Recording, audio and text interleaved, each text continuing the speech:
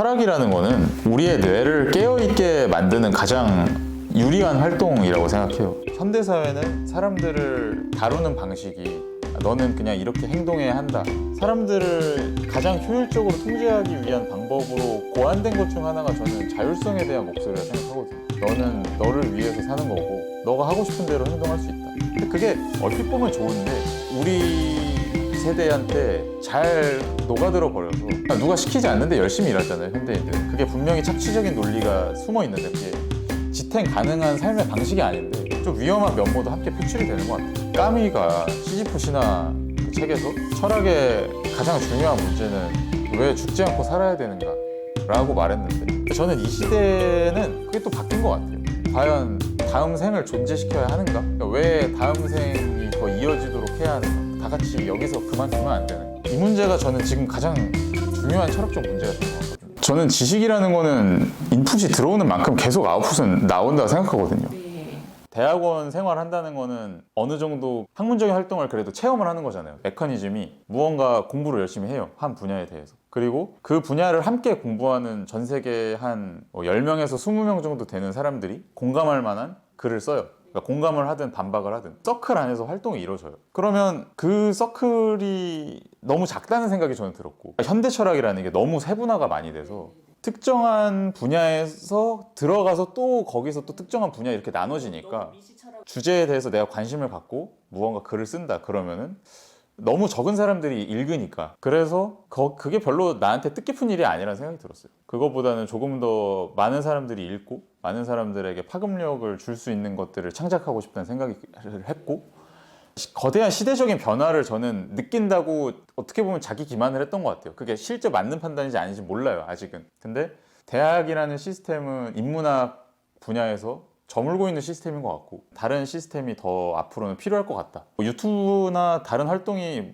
그런 정확한 대안이 될 수 있을지 모르지만 어쨌든 대학은 앞으로 지금까지의 영향력보다는 약간 덜할 수밖에 없을 것 같다는 생각이 들었고 그래서 그만두게 된 것도 있죠.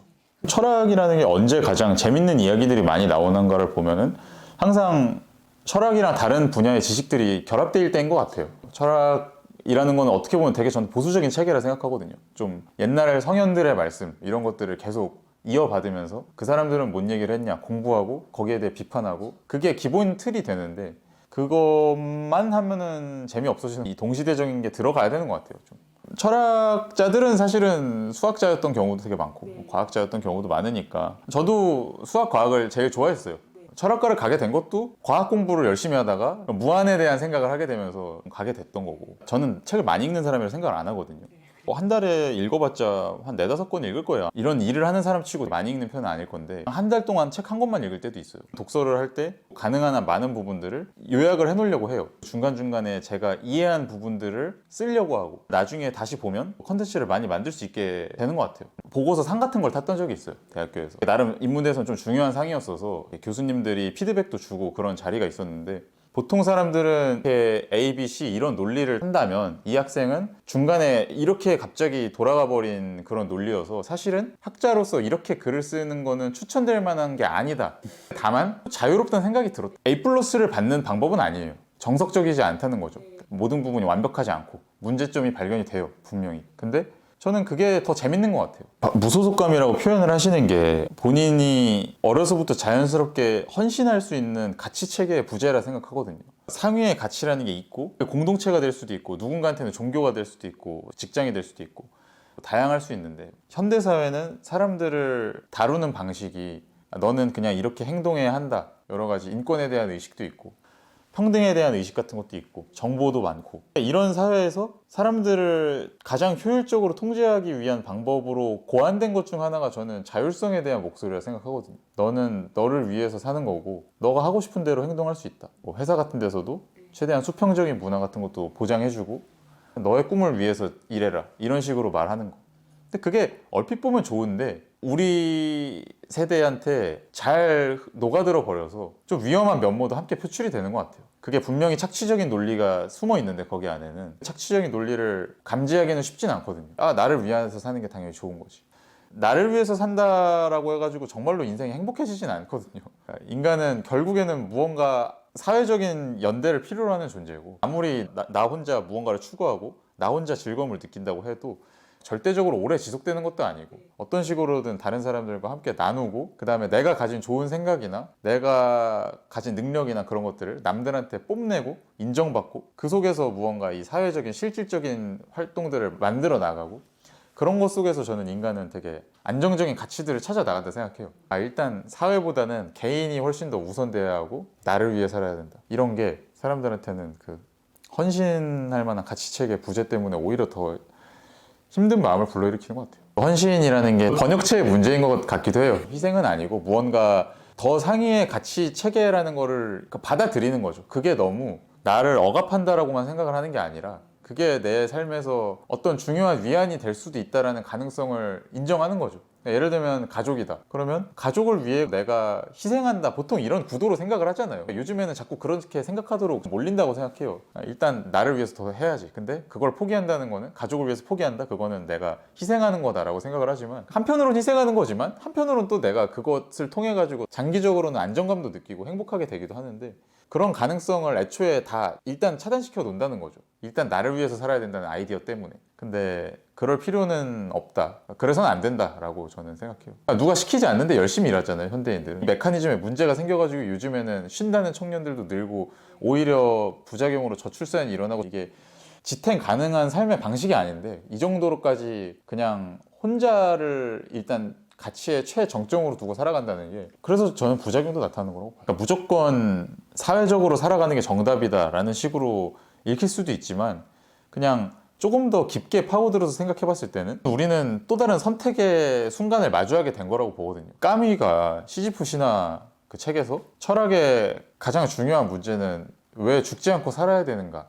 라고 말했는데, 저는 이 시대는 그게 또 바뀐 것 같아요. 과연 다음 생을 존재시켜야 하는가? 그러니까 왜 다음 생이 더 이어지도록 해야 하는가? 다 같이 여기서 그만두면 안 되는가? 이 문제가 저는 지금 가장 중요한 철학적 문제가 된 것 같거든요. 어떤 가족의 형성이라든지 연인의 간의 관계라든지 얼마든지 스스로의 선택을 통해서 포기할 수 있는 시대고, 그거에 대해서 너는 왜 이렇게 살지 않고 이렇게 사냐라고 과연 그 어떤 논리를 통해서 그 사람들에게 말할 수 있을까? 그러니까 물론 다양하게 말할 수는 있죠. 전통적인 가치 체계라든지 종교라든지 이런 걸 통해서 나올 수밖에 없는데, 우린 그거를 지나온 시대잖아요. 사회적으로는 그렇지 않죠. 사회의 논리가 따로 있고 그 논리 안에서는 이 사회도 존속이 돼야 되잖아요.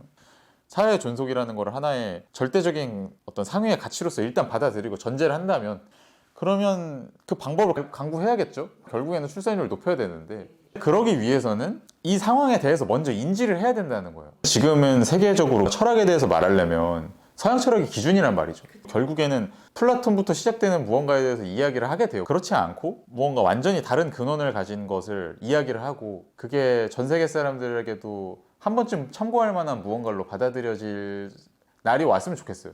제가 그런 게 생겨나는 과정에서 좀 노력을 하고는 싶어요. 예를 들면 한국의 신화로부터 출발을 하는 거죠. 저는 풍성한 이야기거리가 있다고 생각해요. 어떤 전통적인 믿음들이 있는데, 믿음 체계로부터는 우리는 과연 어떤 유의미한 이야기를 꺼내낼 수 있을까?